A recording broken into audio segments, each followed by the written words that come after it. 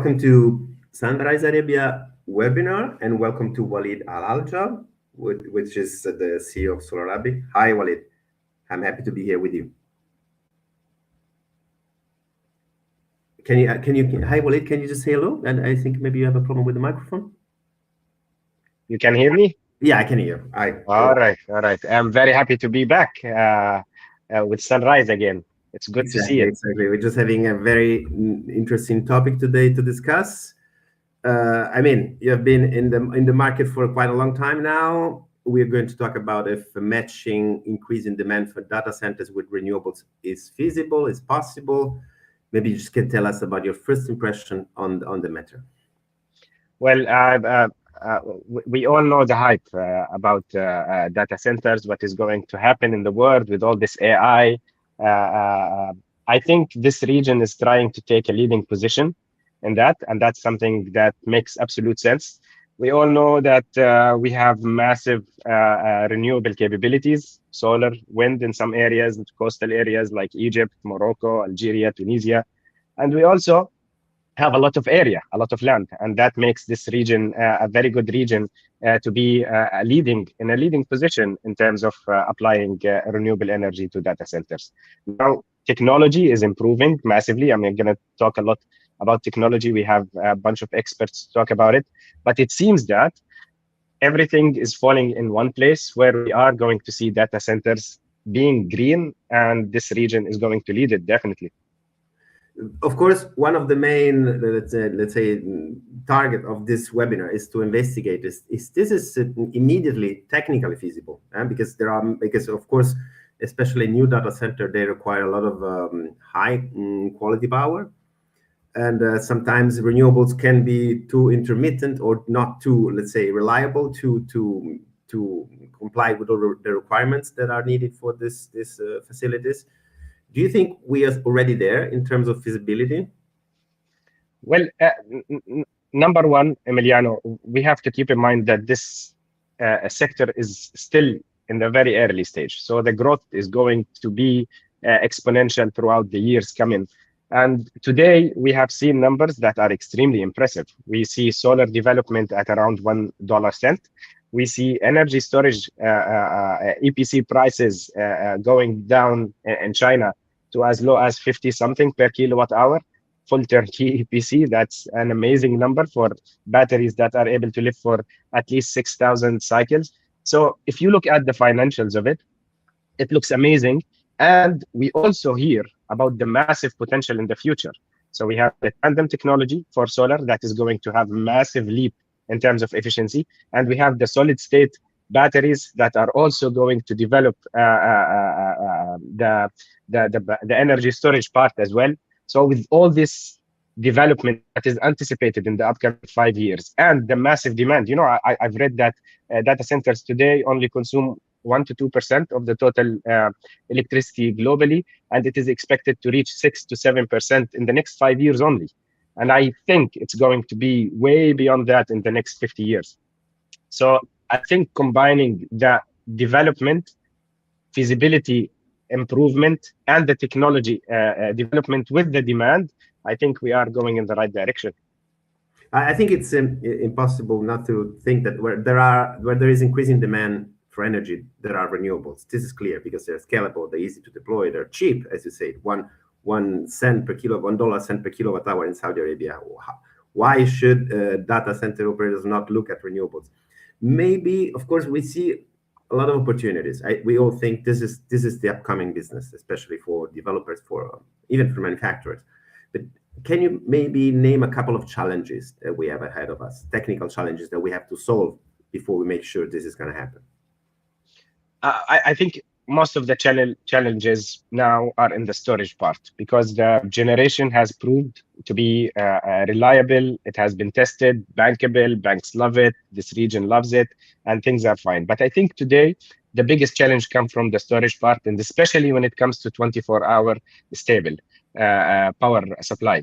And I think this is what Abu Dhabi is trying to do with this project of a constant 24-hour 1 megawatt supply. It's a proof of concept. Basically, this project is a proof of concept that this is doable and it can be achieved in this region. And again, technology is improving. and we are able to have it at a much cheaper price. The technical challenges, in my opinion, are going to be easier and easier with time. And I really, really believe it is feasible, and there is a huge potential. But of course, challenges always arise. And I think the industry is at a mature level enough to overcome these challenges. But I don't want to hog the conversation. I would love to hear from our speakers. But before we go, I have something for you, Emiliano, because you go around all over the world. And now we are approaching the third edition of SunRise Arabia and Saudi Arabia. And I feel we are starting to build some sort of a community around this conference. How do you feel about it coming up very soon in Saudi? Well, actually, we have been at WFES recently, where we've seen that the Saudi market is really becoming more and more interesting. The Saudi market is so interesting because of the prices, because of the scale, because of the attractiveness of the market.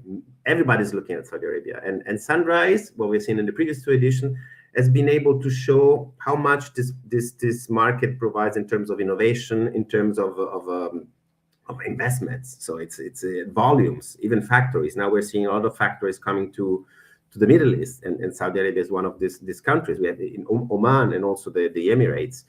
So the whole macro region it's incredibly interesting. Even the Northern Africa with Egypt and Algeria and Morocco. I'd say it was always interesting, but now it's more and more interesting. So I think SunRise offers the opportunity to meet the stakeholders, the people that really work there, and we only have high-level professionals coming at the event.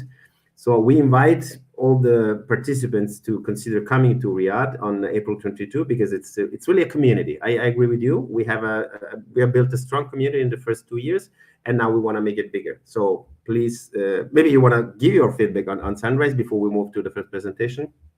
Yeah, it's I think it's a great place to have everyone who's interested in Saudi. And as you said, Saudi is becoming a pivotal place in this region. So I'm extremely excited. What I loved is how much bigger the second edition was compared to the first one. And I am seeing how big the third one is going to be. So I'm extremely excited. I think it's going to be an amazing opportunity for us all to gather, talk, and see how we can all work together towards our targets. And by the way, we'll have a couple of sessions about data centers and solar, about data centers and storage. So we will keep the discussion started today at the event with other important speakers. So yeah, join the event if you can. If you're in the Middle East, then we wait for you. And we have also a nice networking party the evening before, which is a very nice place to make networking.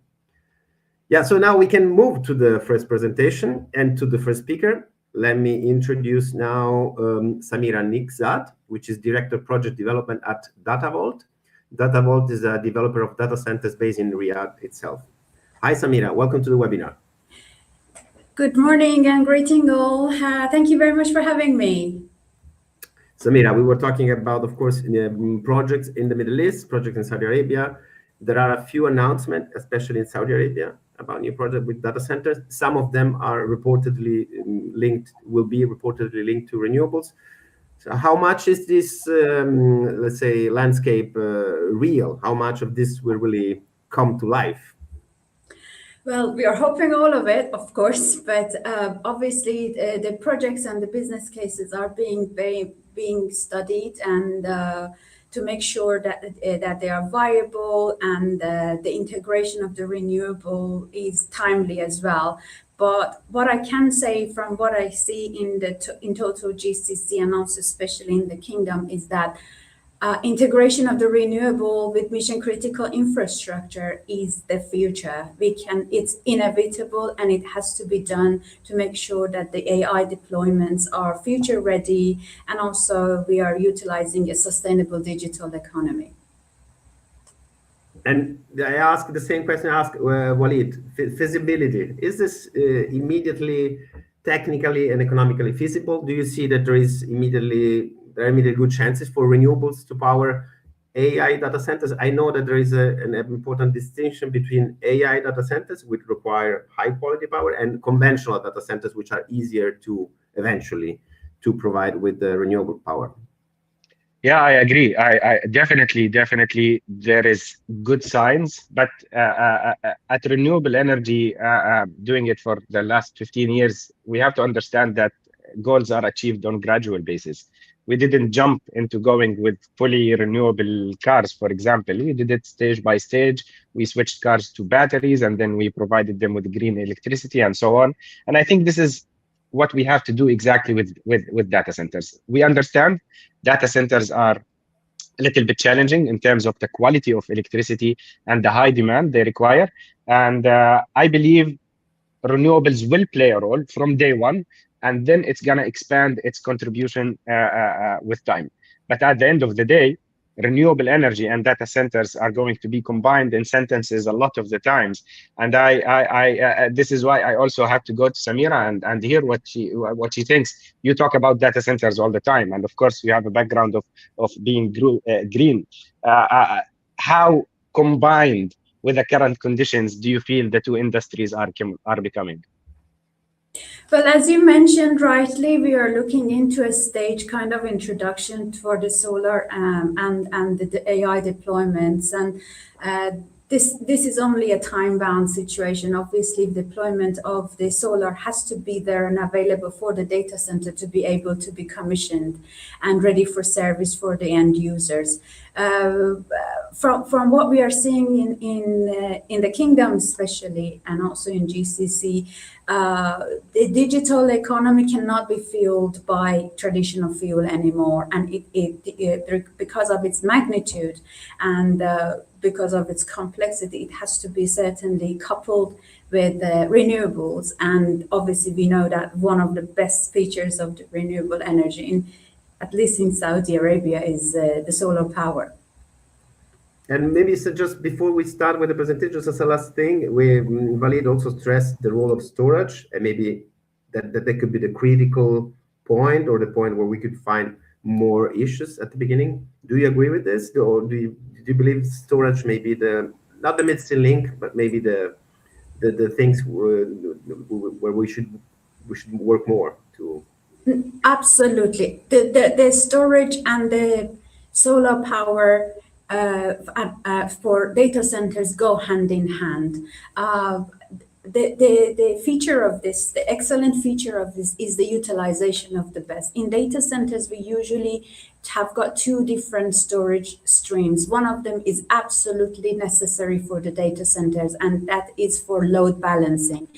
The deployment of the AI in data centers has got a very, very different load profile from a traditional data center, which means that the ramping up and down of the load is massive during the training and the communications of the servers, and other power profiles will be added to that. So load balancing is an integral part of a data center from battery energy storage unit. And also storage beds is the other feature that we are going to need for sure, because obviously we know that we need to have the time shifting for solar. And the only way we can actually do that is to make sure that the solar power that is turned into electricity is stored somewhere to be utilized during bad days, cloudy days, or evening, nighttime, because the data centers are 365 24/7, so they cannot basically function based on solar availability itself. It has to be stored, the electrons have to be stored somewhere to enable the data center to utilize them as and when required. Thank you, Samira. Walid, if you don't have any other question, I would move forward with the presentation. Okay. Ya Allah. Please, Samira, go ahead with your presentation. Okay, well, thank you very much again. So today I want to touch base, as Emiliano and Khalid mentioned. We want to talk about integration of renewable energy with mission critical digital infrastructure. I'm working on developing one of these projects, which is basically planned to be in NEOM, And I want to share with you today our school of thoughts about this. But obviously, this is an opening conversation and discussion because the conversation is very broad and it's very multifaceted. So it would not potentially fit into a session of webinar, but I'm happy to contribute as and when required. Let's go back to the 3 pillars of the future-proof data centers. When we talk about data center, there are 3 items that are non-negotiable. It's the reliability, it's the cybersecurity, and also decarbonization. The decarbonization is the green revolution that we are seeing globally at this time. Obviously, reliability is beyond preference. It is not something that we can haggle about. It's a requirement. The downtime in a data center is not an inconvenience. It has got catastrophic consequences, reputational damages to both businesses and the users. For achieving this in the data center, we have to make sure that we have got the right strategies and levels of redundancy in every part of the data center and all the critical equipment. This is from networks to power. And today we want to talk about power, of course. Data centers are have made up about 1.5% of global electricity consumption in 2020s. And according to the International Energy Agency, this demand will be doubled by 2030, which is going to be 3% of the global consumption, around 1,000 terawatt hour. And this is mostly because of the dominance of the AI workload. This is a growth driver. Now that we have established the power globally and the power requirements and growth, and my personal opinion is that we probably will surpass that 3% before 2030, but it's a personal opinion only. Let's see. We want to see how does that impacting the kingdom. Obviously, it is positive kingdom, and His Excellency the Crown Prince Mohammed bin Salman has articulated this in one of the conversations during one of the PIF events that's for Saudi Arabia to evolve into a leading global AI hub. It's not regional. This is going to internationally impact the whole world, especially for mission critical infrastructures. This is about building the world-class infrastructure for AI data centers. This is for cloud, compute, and any other deployment. Targeting the global investment and talent and partnership. Obviously, we need to go hand in hand to be able to implement this. And it's about creating value chains that are anchored in digital leadership, other than resource extraction, something that was very traditionally was utilized. I think what His Excellency's AI ambition means for renewable energy in the kingdom is that electricity will become the primary strategic input of the economy. The solar is going to have a shift from being only a renewable energy into an industrial infrastructure. It will be a must. AI demand increases the utilization and the value for the solar assets. Obviously, these are all the impacts that it will have. The storage turns the solar and we established that solar and storage go hand in hand. It will turn the solar into a 24/7 reliability grade power instead of having it in a maybe patchier or patchier profile. Power consumption is going to be flatter and also cleaner and more predictable. And also Saudi Arabia will be able to compete globally on clean digital infrastructure without that the previous or past dependency on the fuel. And this will create a system-wide transformation of power that has got different aspects to it. On the next slide, I would like to touch base on the opportunities of integration of the solar on site. Now, we already know that solar power is going to be necessary to be able to revolutionize the AI and digital infrastructure. However, it is important to understand if the solar power implementation in the data centers on the roof or on the site is something that the hyperscalers or the end users are following or not, or conditionally following it. Definitely, it will impact the business case for the data center from day one, and I have tried to kind of articulate as much as possible without a lot of words in terms of what could be the opportunity and what are the impact. Obviously, it will have having the solar power will have improved energy cost, and obviously PV will reduce the energy dependency on the system, but it does not completely eliminate that. On-site solar power is one of the most defensible decarbonization measures. It's basically a very first-hand offset. And as I said, it's very valuable to the data centers.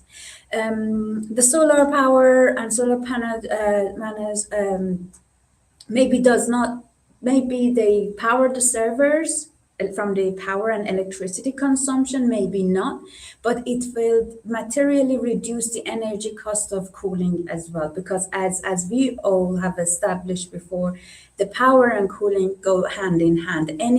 Every kilowatt of power becomes heat in the data center that has to be removed from the data center. Samira, just let me interrupt you, because of course you mentioned cooling, which is a very important part. We will see it is also in the other presentation. And cooling must be implemented usually during the day when solar is there. I mean, or is it cooling also something you need to perform at night in for example, in Saudi Arabia? Certainly. The amount of we are talking about kilowatts and kilowatts of cooling requirement, and kilowatts of the heat that has to be removed from the data center data halls. It is basically a 24/7 function. Obviously, in some cases we can have we can economize the cooling with utilizing the management of the cooling, and also in some countries there is a concept of night purging because the temperature at night goes really down, but the cooling in the data center is only comes down a little bit less than the day because the servers are running 24/7. Thank you, Samira, for the clarification, and please go ahead and conclude your presentation. Sure.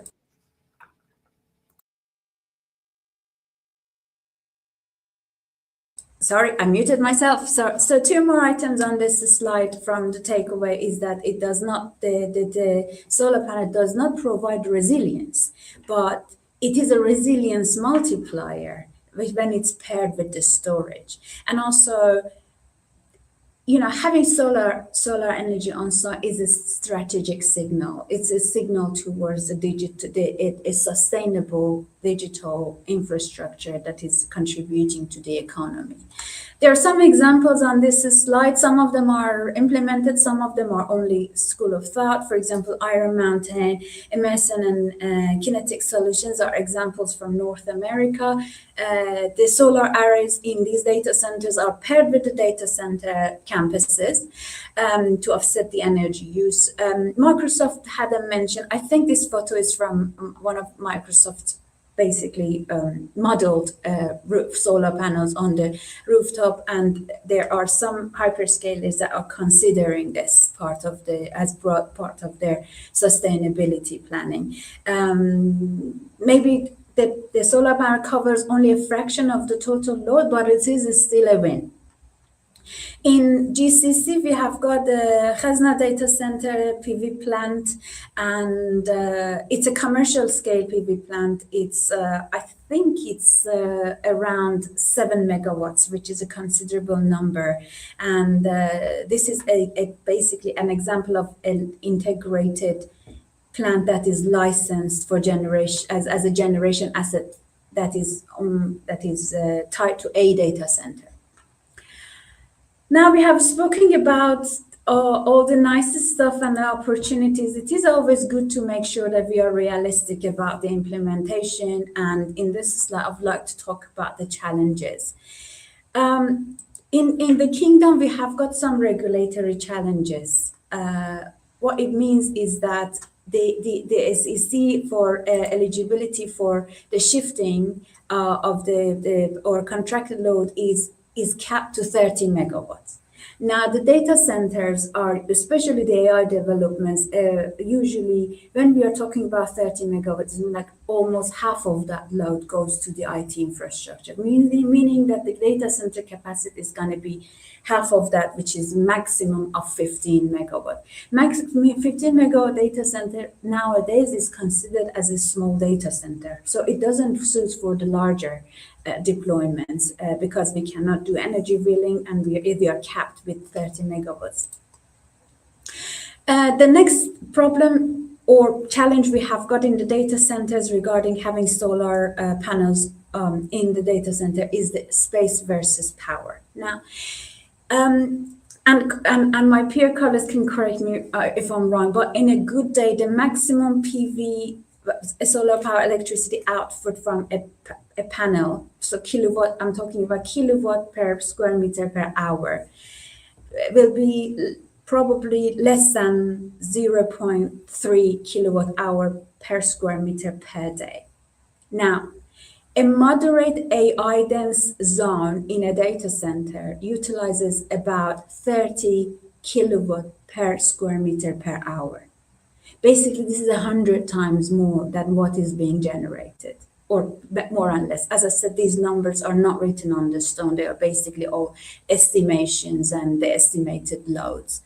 There is not much university published number for AI data centers, but this is our guess for a moderate dense AI zone. So from this you can recognize that even if we cover the data center and all the areas that we can with PV, it's only about 5 to 10 maximum % of that fraction. So we have to have a very robust business case and make sure that this has been studied before we do that installation. Why am I saying that? It's because obviously solar panels are expensive assets. They are space consuming, and some of the space that they are consuming are traditionally utilized for other mission critical equipment, like for example the chillers, the air handling units, the cooling towers, the generators, etc., etc. So we have got a bit of a spatial challenge on this one. And obviously there is an intermittency, we know that. That's why beds and storage units are always very good. It's a solution and recovery for that. And also solar panels on the roof will have a structural implication that has to be considered during the design. And also it will have its own operational challenges that has to be considered when we are having the service level agreement or an operational level agreement. Emiliana? No, Samir, I just wanted to invite you to go to the conclusion because we are exceeding a bit of time. Sorry. So yeah, bottom line is that the on-site solar power will not power the data center alone. Its strength lies in reducing the grid dependency and supporting the cooling load and reinforcing the resilience, while its limitations must be addressed through storage and off-site renewables and intelligent grid integrations. I will touch base on this slide. Obviously it's the last one. It's just putting it all together in terms of basically batteries and battery storage units are especially for AI deployments are two main streams. As I said, load balancing and also storage. And load balancing is a must for an AI deployment for all the ramp up and downs and load optimization. And most of the customers are moving from, did I buy enough renewable energy over the year, which is a bold kind of question, to am I consuming clean power right now in this exact hour? This concept was introduced by Google at some point, and solar PV cannot alone answer the second question about the hourly consumption of the clean energy. The storage is what makes this transition possible. And the reason that I think we have talked about this, but I'm just going to make it short in terms of a few reasons why is it a transformative solution is because it turns energy from a constraint into a controllable item in the data center and asset, and enables deeper renewable penetration in the whole digital infrastructure. And also it improves the utilizations of expensive hardware. So so I'm not going to go through the literature of the slide. I'm conscious of time, but happy to respond to any questions if there are any. Yeah, of course. Thank you very much for the presentation. I want to remind the participants that the presentations and the recording of this webinar can be downloaded starting from tomorrow on pmagazine.com event session and at the page of webinars. You gave us a great big picture to start and to see the other presentation. I think you also show the challenges. And maybe Walid, you have the final question before we move to the next one. Just something short or your comment on what we just saw. Yeah, I just have one question, Samira. I've read or I've learned recently that data centers are different, especially the new ones that deal with AI. Do you approach them in a different way, or it's basically the same approach for all data centers in terms of design and integration of renewables? No, absolutely, because the deployment is different. It will affect the design all over. As I mentioned, the most important thing about this is that the power profile is not as before. We usually have got the power profile that has got some kind of noises in it, and the UPSs were utilized to make sure that the clean power is being delivered to the servers. Now, this is not the case because the servers for AI during the learning and training and during communication, they have got very, very different consumption patterns. They can ramp up and down in milliseconds, and because of that, it will affect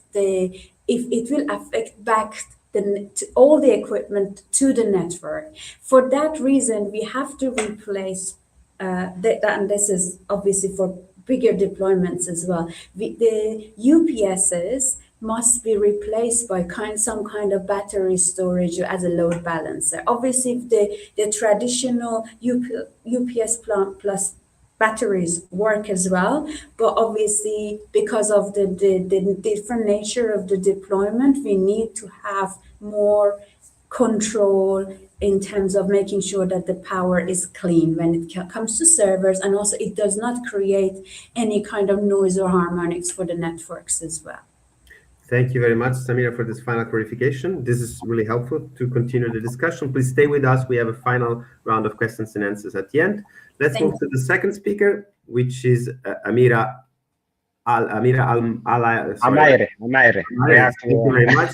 Thank you very much, Walid, which is team lead at Solarabic itself. Amira, we have been tracking down data center projects in Saudi Arabia in recent months. Are we seeing any signals that this project may be realized for, maybe implemented for real? Actually, we noticed that there is a lot of data centers in Saudi Arabia while we're investigating, and like not only a lot of data centers, there is like much to plan to be operated in the next couple of years, and we estimate that there will be even much more announcements in the next couple of years to have a lot of data centers in Saudi Arabia. There's a lot of challenges, as we all know, but we will see. We will see what's these challenges and how can we address them.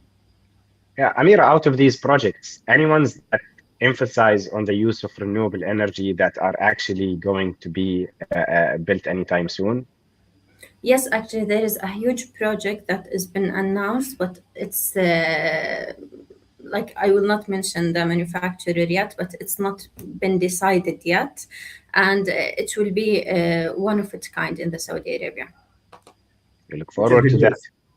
Yeah, Which is good news. It means this is coming now. I mean, it's not just, let's say, a not tomorrow. projection in the future. This is coming. Amira, you Yeah. can start with the presentation, then you will talk maybe at the end or maybe with some small clarification during the presentation. Please go ahead. Yes. First of all, I want to thank Samira for her presentation. It was like very insightful. I want to take a step back from what Samira discussed about the data center at Saudi Arabia, and I want to introduce everyone to the nature of the geographic or the location of the Saudi Arabia and the potential that we have at the kingdom. Just 1 minute. Okay. Now, if we look at the Saudi Arabia, it has one of the highest potential regarding the PV radiation in all the world. Some studies even mentioned that if you put the same solar panel in Saudi Arabia and you move it back to Germany, it will produce minimum twice as much as it will produce in Germany. So you have a lot of potential when we talk about radiation wise, but with like that amount of heat, there is some obstacles and challenges, which is the high irradiation and the soiling and the high temperature, which we need to address while we are considering putting anything in Saudi Arabia. But like the value is there. Now, what has been accomplished in Saudi Arabia and the renewable energy industry? The target is 50% renewable energy mix by 2030, according to Vision 2030, which is issued by them. And only in 2025, there has been a lot of growth. Like in 2024, the renewable energy capacity was estimated to be 2.1 utility scale gigawatt. And in only 1 year, it's reached to a 12 gigawatt hour. And it is estimated to reach to 130 gigawatt in the utility scale. If we look to the, let's say, the DG market, the regulation, or what has been accomplished at the Saudi Arabia, we have self-consumption regulations, energy storage regulation, net billing, and we have limit to the DG market that they can connect the self-consumption to stations with a capacity which is below 30 megawatt hour. So it's it's a lot of capacity and it's very huge. Like Saudi Arabia has accomplished a lot of achievements regarding the levelized cost of electricity and break the world record more than once in Skaka station and in Sudair and in El Shaibiya, and it has the world's largest BESS project, which is the Red Sea project, 1.3 gigawatt hour, totally 100% of grid. Amira, sorry, I interrupt you a second because I really like this LCOE Hall of Fame. I think it's really got to the point. This is the secret in the end. Yeah, this is why we will have renewables connected to data centers. These prices are amazing. It's incredible. I mean, we've reported about them many times, but I mean, I'm still surprised, despite being known to us for a long time. But this is the point, right? Definitely, Mariano. And while also we all know Saudi Arabia has a lot of oil, so part of the obstacles towards decarbonization was like the cheap diesel or the oil prices. So according to the vision, to support that, they started to increase the diesel or the oil prices to decarbonize, to push everyone toward renewable energy. And the recent year, we noticed a huge increase in the diesel prices. in late 2024, it increased 50%. Within less than 6 months, it increased again 44%. And in January 2026, it increased again 7.8%. And we expect that it will continue increasing to push the commercial and industrial facilities toward using batteries, renewable, instead of using diesel generator. And it makes sense because the batteries is more reliable, actually, more than the diesel generator. And we noticed that there has been a huge demand on the solar and the renewable energy in the agricultural and the industrial and the commercial, and of course in the data centers. And Samira mentioned it is very specific, it's very sensitive when you are dealing with data center, because you need like 100% reliable options. Now, to the investigation that we worked, us and PV Magazine, we find till now there is an 80 data centers in Saudi Arabia. 68% of them are operational, 21 are planned, and under construction around 9%. And we estimate that it will increase and increase again within the next 2 years. You will find a lot of announcements about new data centers that will be built in Saudi Arabia. And when we align it in the geographic of Saudi Arabia, we noticed that most of them are in Riyadh and in central region.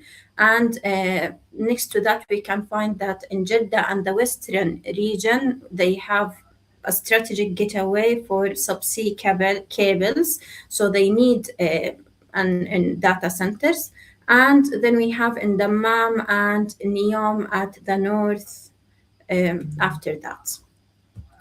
Now, when we talk about the usage of data centers and renewable energy, we really need high technology PV panels to address all the challenges about the increasing of the temperature.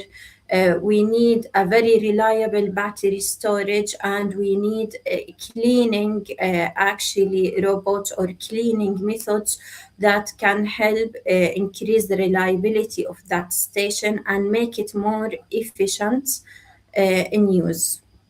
So finally, I want to say that we started an investigation, Solarabic and PV Magazine, and the investigation will be done after the ending of SunRise Arabia. We will publish everything in a white paper. So I invite everyone to scan the QR code that is showing on screen right now. If you want to book for a copy, as soon as it will be published, we will share it with you, and we will ask all the experts. We will see what type of data that is reliable to you, and we will work on it, and we will publish it very soon. Thank you very much, Amira, for this presentation. It was very insightful, a lot of information, very precise. Of course, we all looking forward to see the white paper soon. And thank you for mentioning SunRise. And maybe Walid, if you have a final question before we move to the next slide. Yeah, actually, I was a little bit happy with the numbers to say that 30% of the data centers are planned or under construction is a very good sign. And it will allow solar to be implemented at an early stage.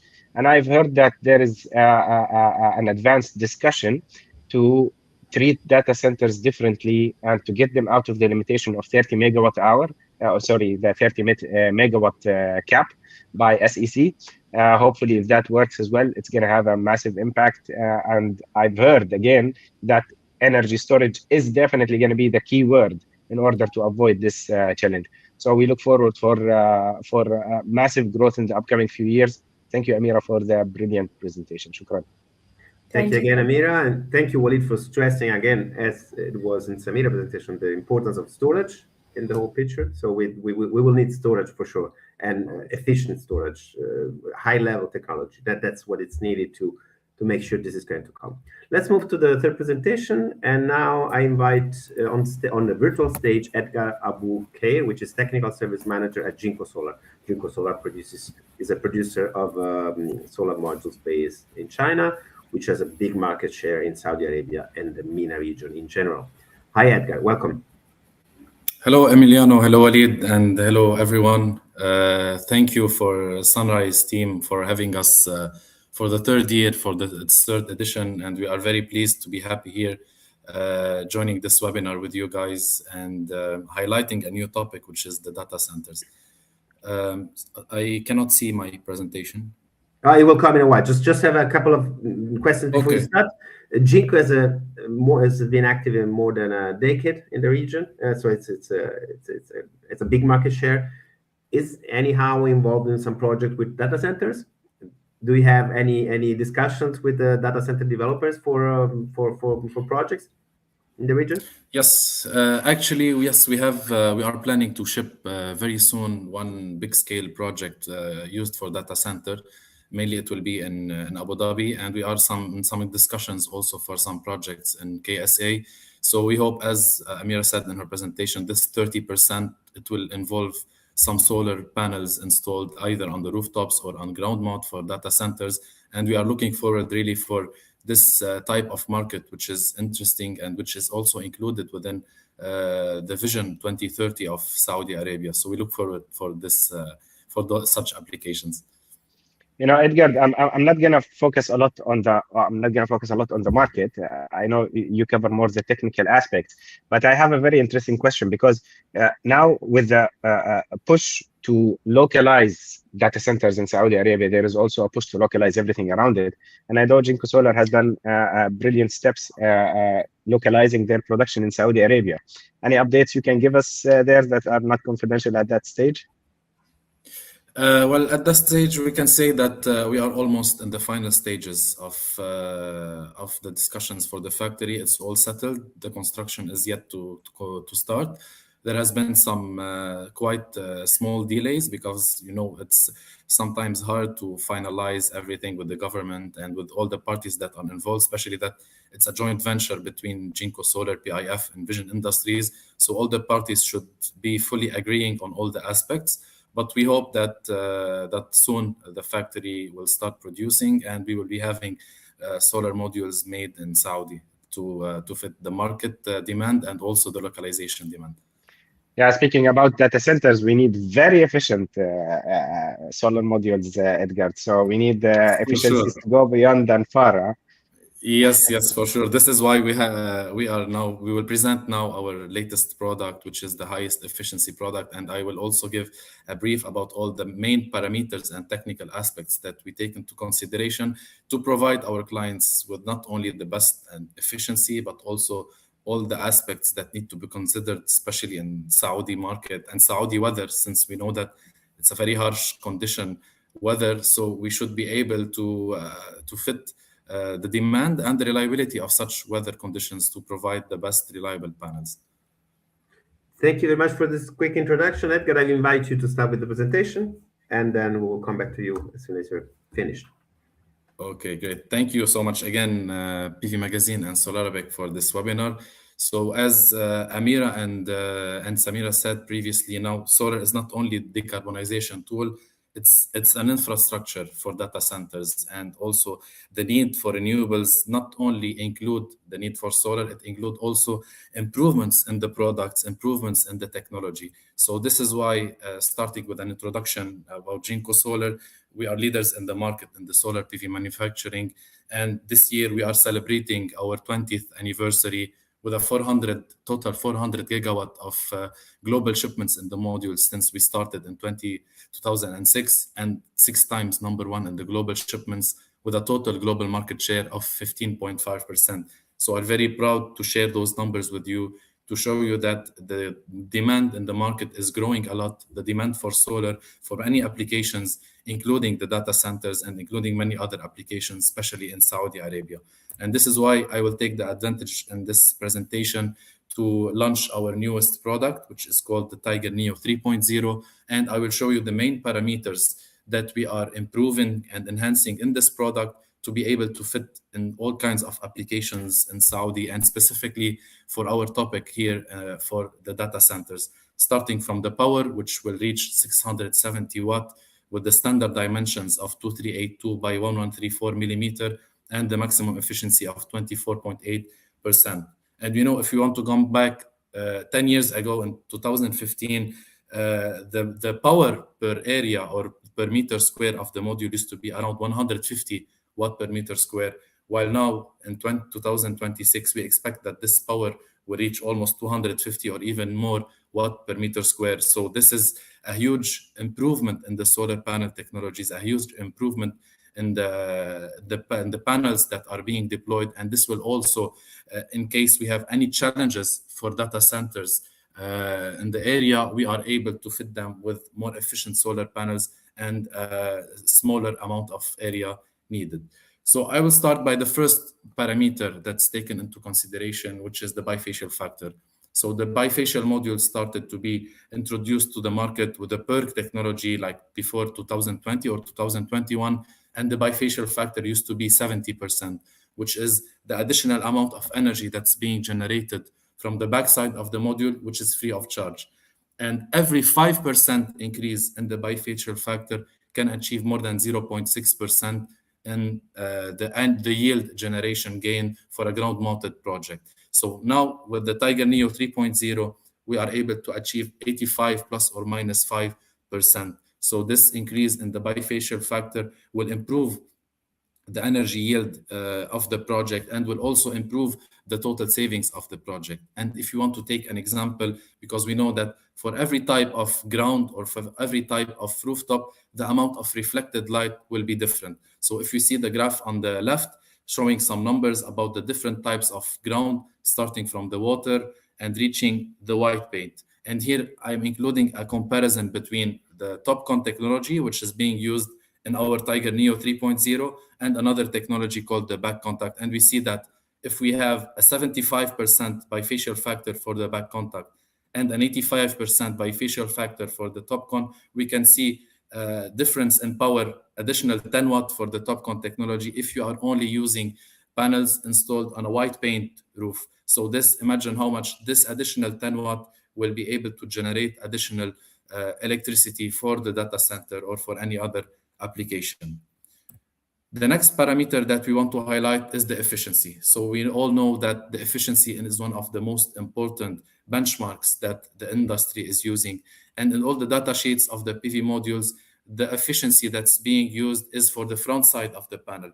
So here, if we see the front side efficiency of both TOPCon, including Tiger Neo, and the back contact, having the same power, they have the same front side efficiency, which is 24.8%. And this includes the power divided by the area of the module. But since we are using bifacial modules, so it's worth doing some calculations also to consider how much this efficiency will increase, or if there will be any difference in the efficiency if we consider the bifacial of the modules. And if we take a case, for example, here on the right, considering the front side generation of the panels and adding to it the generation from the backside with an irradiation of 300 watt, we can see that due to the difference in the bifacial factor, the efficiency of the TOPCon can reach 31.13%, while the efficiency of the back contact is 30.38%.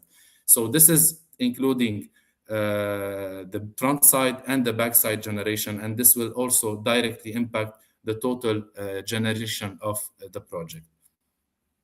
Next, as we know that the data centers operate 24/7. So it's very important to ensure that every kilowatt hour will matter in the generation, starting from the sunrise until the sunset, and every time wherever there is cloudy environment or even dusty environment. So whenever the irradiation is low, the generation also should be guaranteed to be higher. This is why we are highlighting a point which we call the low light performance, and which is the studies showed that if we compare any TOPCon technology with any back contact technology, the TOPCon will be able to generate more electricity, especially whenever the radiation is lower.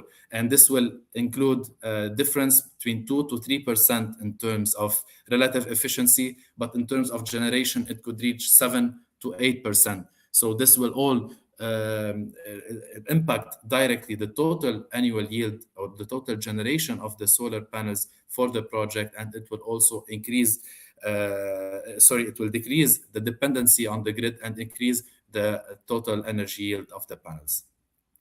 After the low light performance, also another parameter that is very important for us in the region, especially that we see that most of the year the temperature is higher than 30 degrees. It could also reach 50 or even 55 degrees in the summer in Saudi. So this is why the modules, they have something called temperature coefficient, which is how much power the panel will be degraded whenever the temperature is increasing. And if you want to take an example, for a 55 degree, for example, if you do the calculations, for the Tiger Neo 3.0, the temperature coefficient is 0.26% per degree Celsius, while the older version of the TOPCon or all the TOPCon technology available in the market, they have a power temperature coefficient of 0.29%. So if you do the calculations for a 55 degrees Celsius temperature, we can see that the power degradation of the Tiger Neo 2.0 or the standard TOPCon is 8.7%, while the degradation by using the Tiger Neo 3.0 is 7.8%, which has a difference of 0.9% in the performance. And this is why whenever the temperature is high, it's also good to consider the best temperature coefficient or the lowest temperature coefficient so that the panels can perform better even under high temperature conditions. Finally, we have the warranty. Since the modules, they are installed for a 30-year with a 30-year power warranty, so it's always nice to consider whenever we have an LCOE study or a lifetime project study, the total energy yield for the projects, not only on the first year, but also on the 10th year, the 15th year, and even on the 30th year, to see how much the annual energy generation will be affected. And this is why when we are considering the annual degradation of the PV modules, we are able to see how much the total degradation will be after 30 years. So for the Tiger Neo 3.0, the annual degradation is now 0.35%, which is one of the lowest in the market, and will also improve the total lifetime savings and the total lifetime energy for the panels. Edgar, I have a question to ask you, because when we talk about bifaciality, of course, everybody understands the massive impact of bifaciality for the generation overall. But sometimes when we deal with data centers, we have some modules that are going to be on the roof and some modules are going to be on the ground.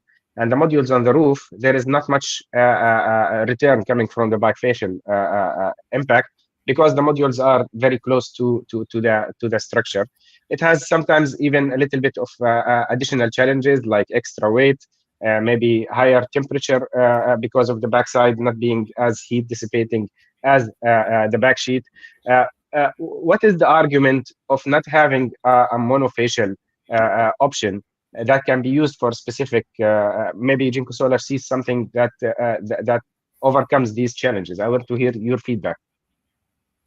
Yes, now regarding monofacial, so it's a very good question actually, and many clients always ask for it. So we have done some studies regarding monofacial and bifacial panel to see exactly for such applications, especially on the rooftop, how much there will be a difference. And we saw even on rooftops, whenever we have structure like, for example, let's say half meter height from the roof, it will also generate additional energy, even if it's lower, like 2% or 3%, but there will always be additional generation. And in terms of reliability, even the bifacial panels, it's proven that they are good performing. The ventilation, if the ventilation is done correctly, then there will not be any issues in the temperature. We have done also this study to compare the temperature difference between both bifacial and monofacial, and the difference was even less than 1 degree. So it's totally safe to use bifacial, even on rooftops, and it will not have any bad impact on the project, neither on the generation nor on the reliability. Yeah, so what you're saying is that whatever the case is, there is going to be an additional generation, even if it's very low, and that compensates. And when it comes to operations, it has almost, well, that is very interesting, actually. And I think that most of the market is shifting towards only bifacial products, so that makes sense that a lot of people agree on the same aspects. Please go ahead. I just had that very quick question. Yes, correct. Thank you, Walid. So, as a conclusion, as a summary, if you want to compare different modules, so it's very important to take into consideration all the parameters that I highlighted and to compare them with different technologies, with different panels, to showcase how much additional energy will be by using any type of technology or any type of panel, which will directly impact the savings or will directly impact how much energy you are getting from the panels. And this is why we are here, to always improve our products, to always improve ourselves, to reach higher savings for our clients, and to provide lower LCOE. And by that, I reached the conclusion of my presentation. Of course, my presentation only focused on parameters related to the data sheet, but there are other aspects that should be taken into consideration. We are very happy to meet you all in SunRise soon in April, so that we can discuss reliability issues, proven technology, and many other aspects that we take into consideration to assess the best performance or the best PV modules that can be used. Thank you so much. Thanks, Edgar, for your presentation. I guess the message is clear. We need the full power of the crystalline silica technology. We need high performance products. We cannot just rely on let's say, second level products. We need the strong technology behind the matching of renewables and data centers, which is we cannot just go there with some products available in the market. We must do a very thorough research of the best solutions for the project. Thank you very much. I would move to the fourth presentation. We have now Malak Alray, which is sales manager at Lifting. Lifting is a Chinese provider of automation solutions for the solar industry. Hi, Malak. Welcome to this. Thank you. Hi, Emiliano. Hi, Walid. Malak, Thank you. Yes, then. No, please, just say hello to the audience, of course. Thanks, such a great webinar. It's very trendy to speak about the data centers nowadays. With this amount, with this huge projects pipeline we have in our region, it's really essential to have such webinars. So thank you for hosting us today. Malak, of course, you're going to talk about cleaning, how much cleaning is key in these markets, because it's a desert environment. There is a lot of sand, it's a very harsh environment for operating solar plants. Of course, even when we talk about data centers, we have to provide the maximum efficiency of a project. So we need the best products, but we also need best O&M operations. That's why you're here, to speak about the importance of O&M. And maybe, I don't know, Walid, before she started the presentation, do you have a question for Malak? No, it's exactly. We talked about generation, and in order to improve the LCOE, we have to talk about operation and maintenance. And we have seen the steps that Lifting has done globally, and of course in this region. And I would say maybe Malak knows specifically about Saudi Arabia having this much sand, this much impact.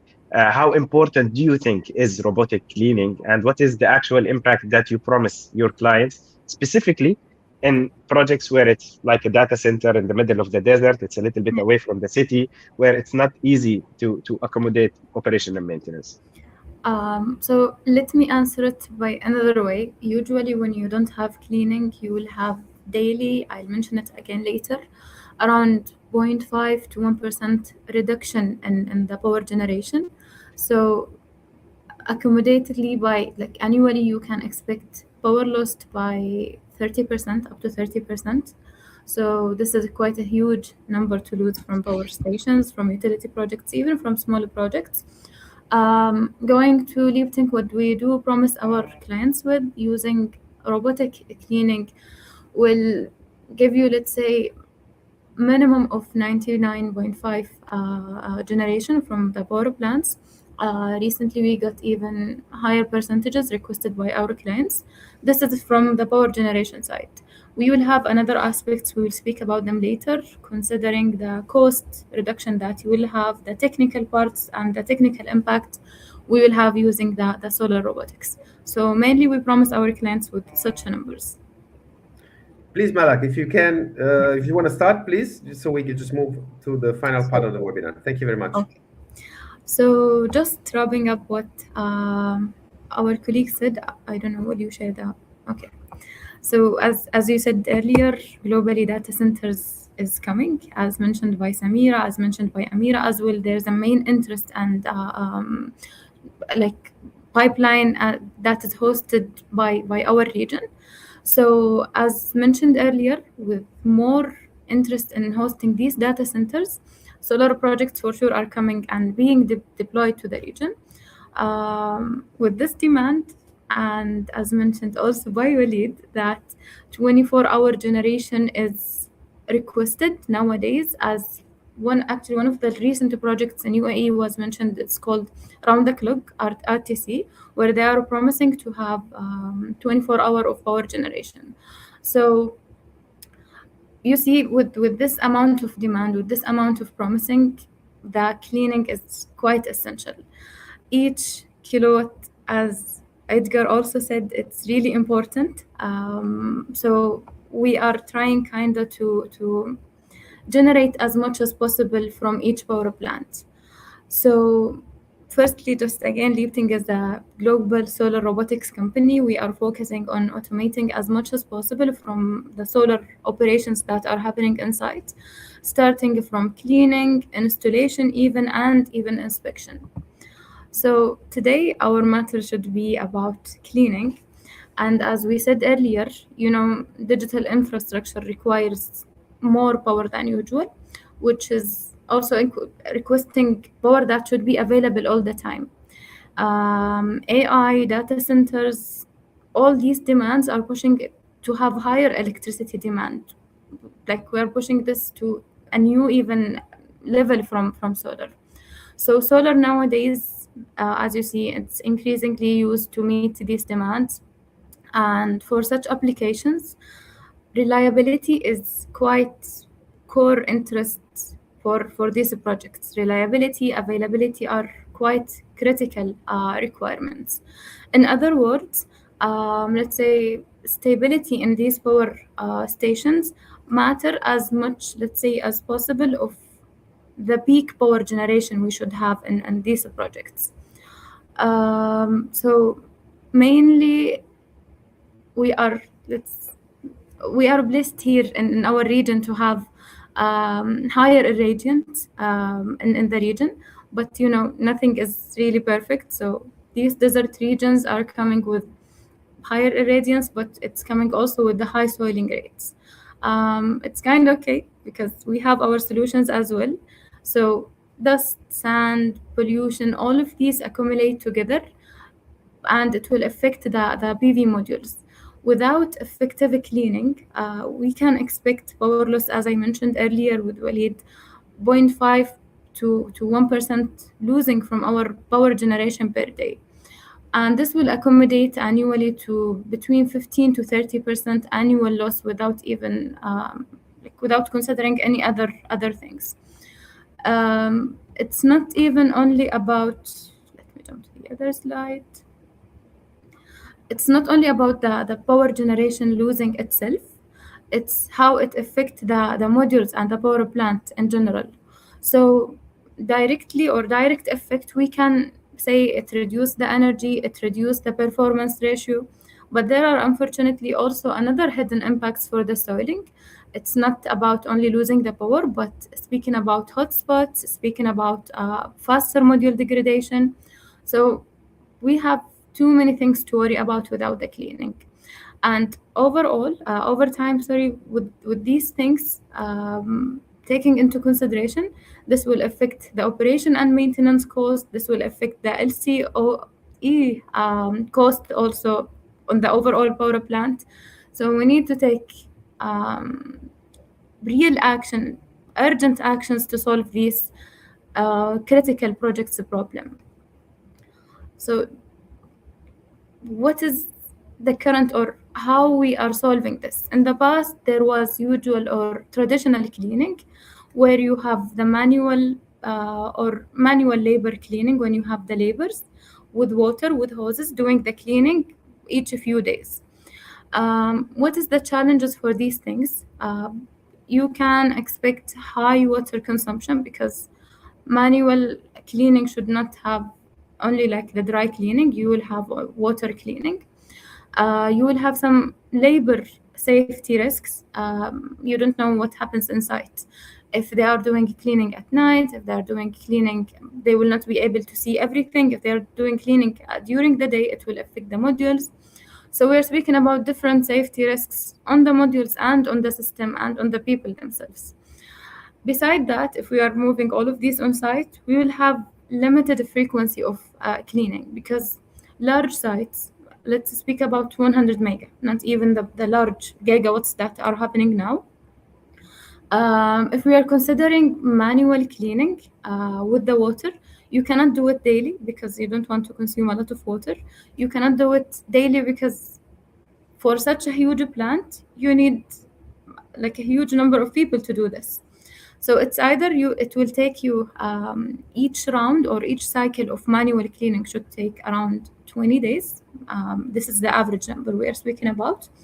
Or you will need higher cost with hiring more people to do this manual cleaning. So challenges, just summarizing, you will have high O&M cost. Water security is not easy to have it and globally actually. And it's the cleaning performance, it cannot be guaranteed, because at the end of the day, there's always a chance to have problems during doing the cleaning with the error, the human error, if we can call it. Sorry, Malak, I invite you to be a bit faster to move toward the conclusion. Sure. Just thank you. Okay. So jumping to the next slide. We have our solutions for this. We have our auto cleaning solution. As you see, this is the robot that is fixed on each row. It's fully auto, no need for manpower to operate this one. It's water-free, or sometimes we can call it, because some projects you need to have this ultra-low water using each 6 months maybe, or one time a year. So there is minimum use of water comparing to the manual solution. There is also the nighttime operation. It's also available, or before having the peak generation.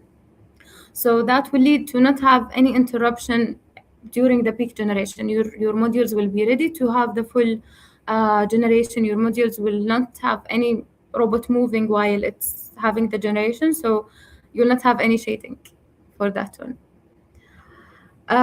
Just sharing with you some real cases from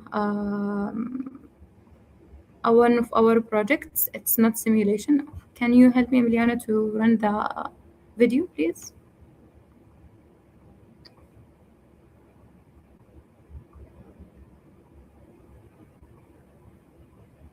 Okay, it's not running. Anyway, so we have here like from real projects, we connected some information.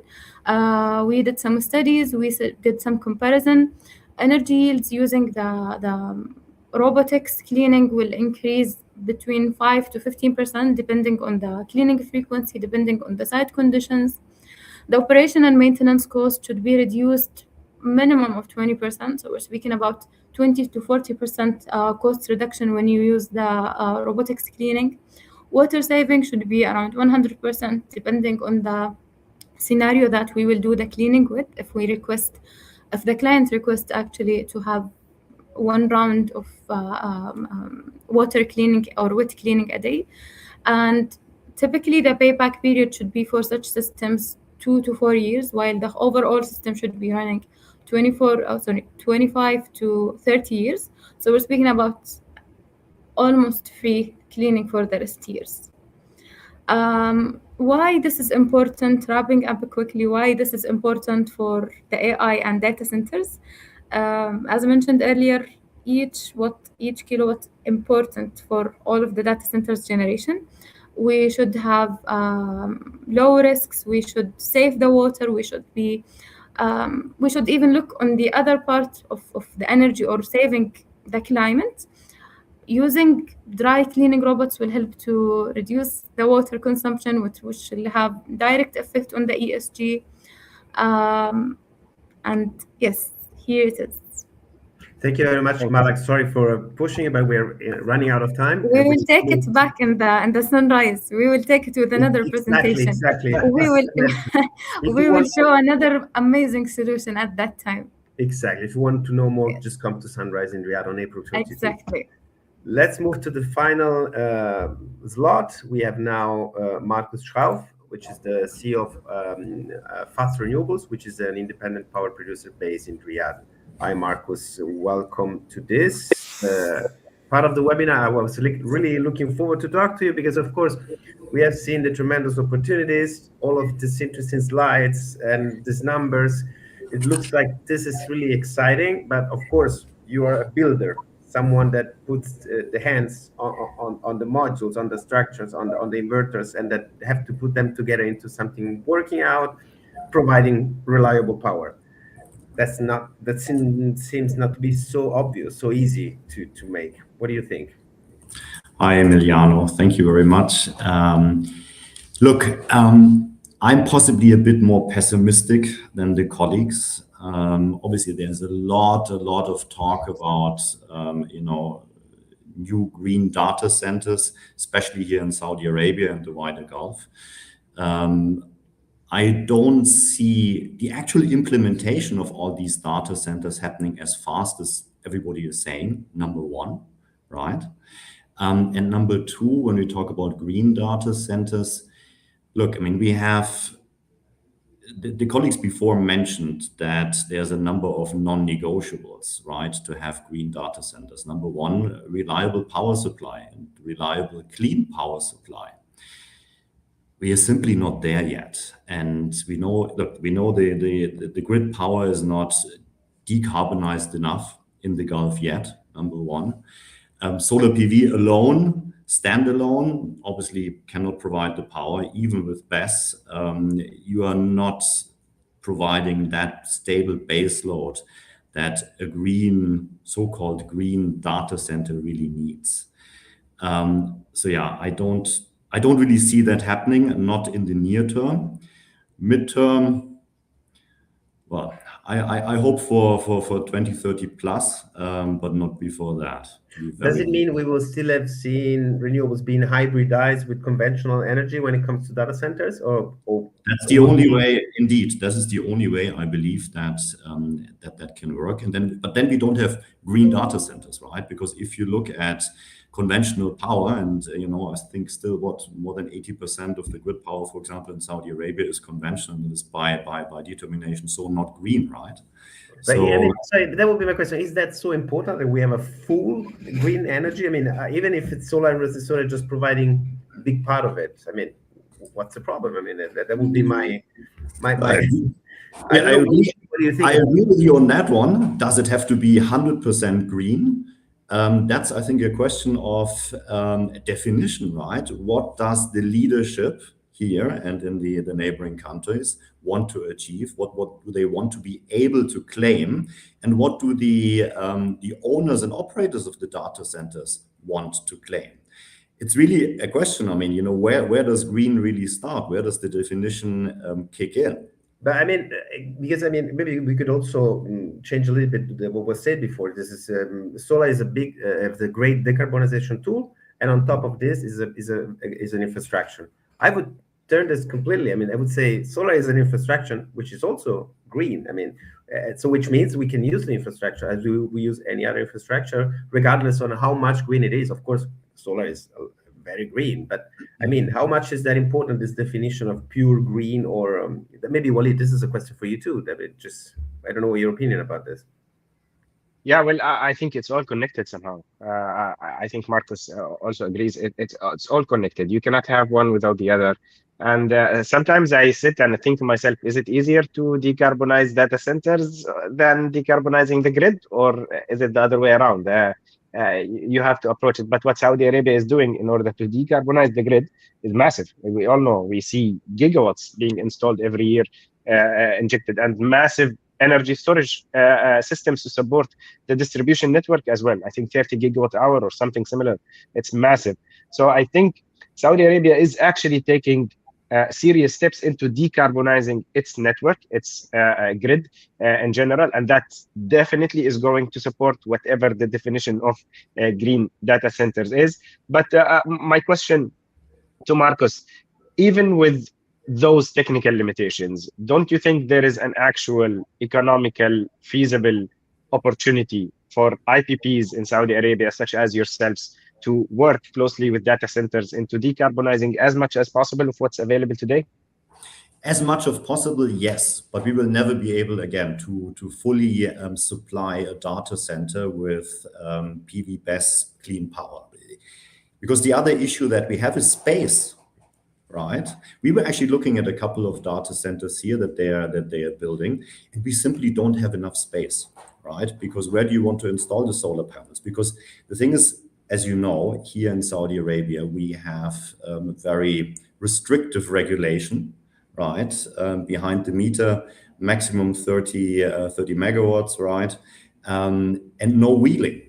So, I mean, of course, if we had a situation where we could wheel the power, different story, but we don't have that yet. So if you're really constrained to the site where the data center is, again, we can maybe cover the non-critical load, right? Absolutely, that is something that you can do. And I think I saw in one of the presentations a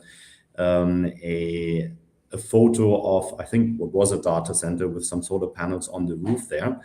At the end of the day, if you count the solar panels, I mean, that's possibly just enough to cover the non-critical load, which is a start, right? But if, again, the country is serious about powering green data centers and want private IPPs to take a role in this one, then what we need is we need wheeling regulation. That's an important message you are sending here. So we need regulation. It's not just about technology, it's just about so regulation, if changed, may help renewables get let's say a bigger share. Mark, you said I will bring some pessimism. Of course, optimism is a good thing, but it can be dangerous. So sometimes we need some pessimism. I would call it more realism in this case. And of course, it's important to stress which are the challenges. I think that the quality of power that data center need is still not, let's say, so easy to achieve for renewables and storage. I mean, when it comes especially to reactive power, because the data center have these incredible fluctuations in milliseconds.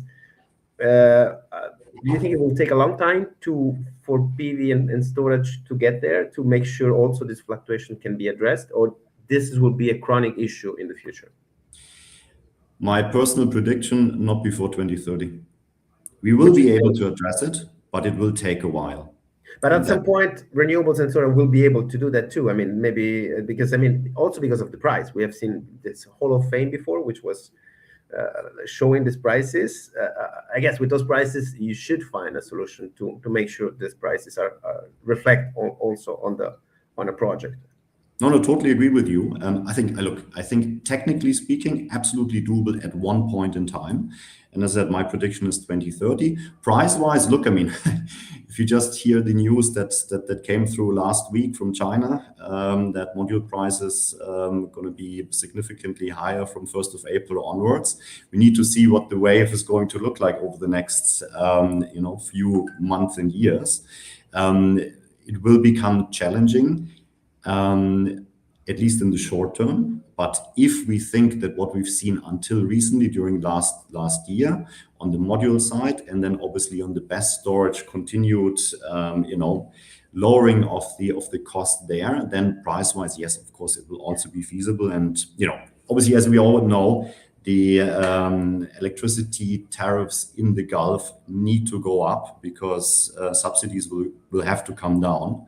And then we have a real case. Then we have a full business case, absolutely. But not before 2020. Mark, let me say that some of those prices that we saw before in the slides were achieved when module prices were at 12, 13, like maybe some years ago. So, I mean, even if the prices will go up, maybe the levelized cost of energy will not be that higher in Saudi Arabia. So, I mean, let's hope maybe Inshallah, yes. Inshallah.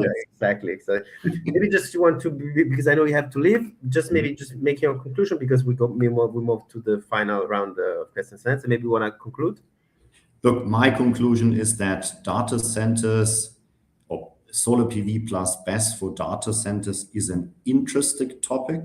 It is not a hot topic. It is something that, from my point of view, we should start looking again. We monitor, but we start looking in depth, closer to 2030. Sometimes reality shows that progress comes faster than we think. When things accelerate, we never know. Let's see.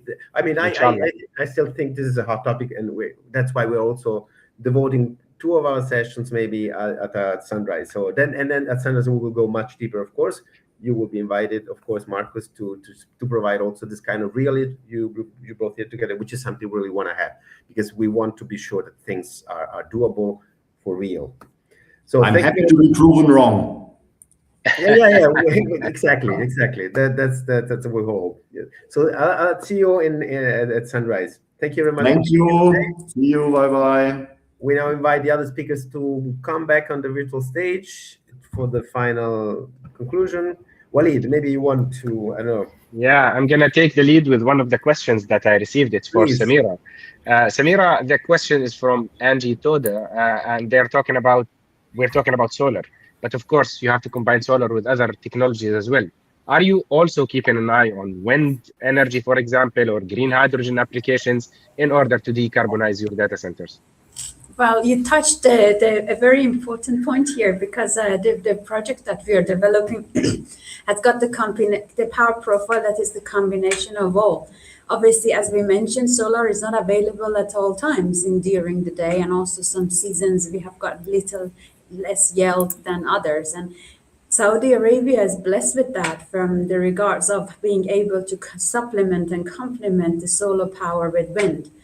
And obviously, green hydrogen, again, it's basically a storage for us that could be utilized to make sure that we keep the site as redundancy as the highest level as possible. So yes, usually the companies look into that when we want to talk about net zero or renewable fuel data centers. We look into this profile with all the features that we can from renewables, and as I said, they're all going to complement and supplement solar.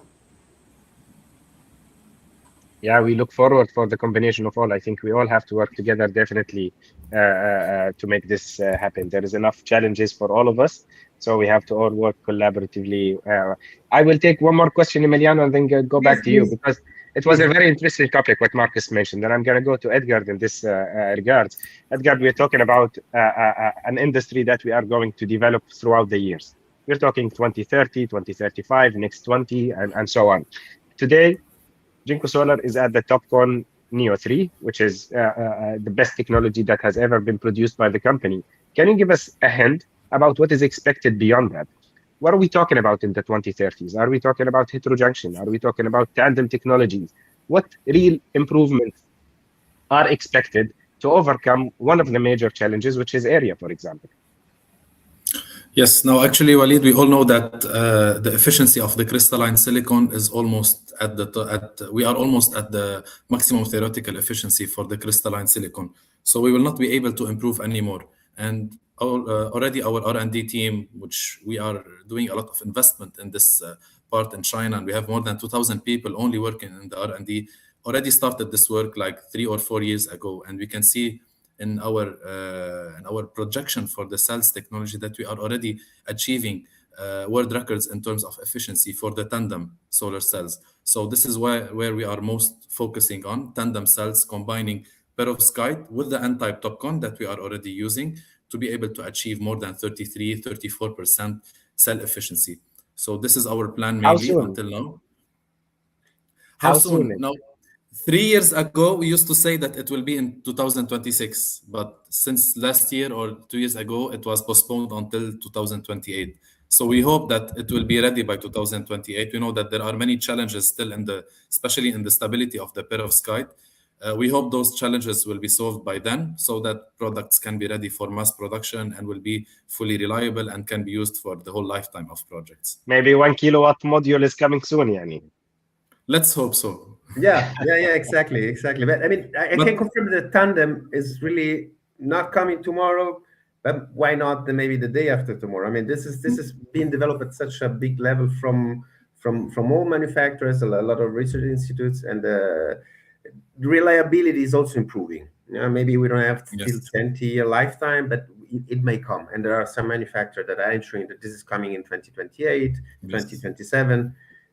We have seen this announcement displacing in time a little. Before it was 2026. Now we see this is not come, but this will probably come, and we may also accelerate the development of data centers linked to renewables.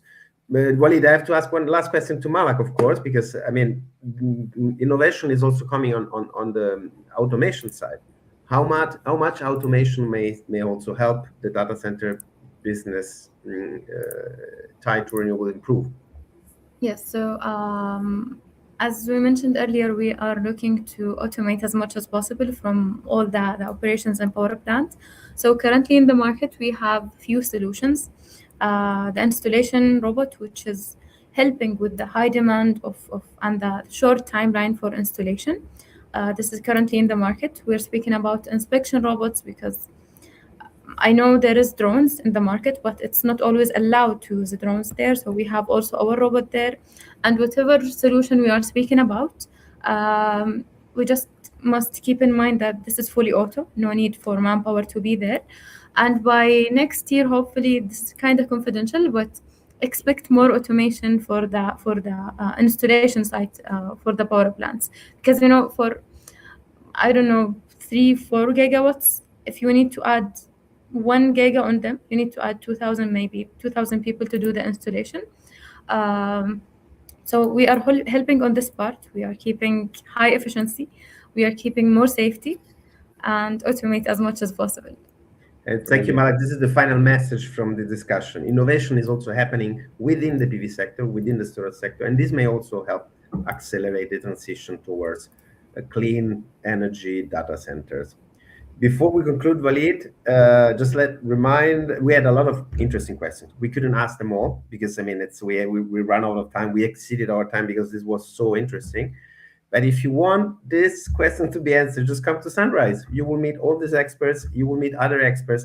And as I said, we will go much deeper into the discussion about renewables and data centers. And maybe in 2 months, we will have some news to tell you because there is so much happening right now. So, I mean, just remember it will be on April 2022. And now, Walid, we can conclude. I leave it to you because, I mean, you have always this overview of things on the market, on technology. So please, I leave it to you, the conclusion of this great webinar.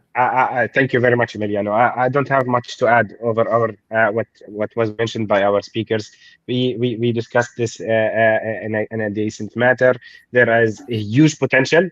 There are massive opportunities and also big challenges in order for us to really reach what we want to reach. And I look forward into much more in detail discussions in SunRise. SunRise has been a highlight event in Saudi for quite some time. And I think the massive development that happened in the country in the last year and what is being promised to be achieved in the upcoming few years is making this event more and more valuable. And I look forward to seeing everyone in Riyadh very soon, inshallah. Thank you very much, Walid. Come to SunRise Arabia on April 22 and see you soon. Goodbye, everybody. Take care.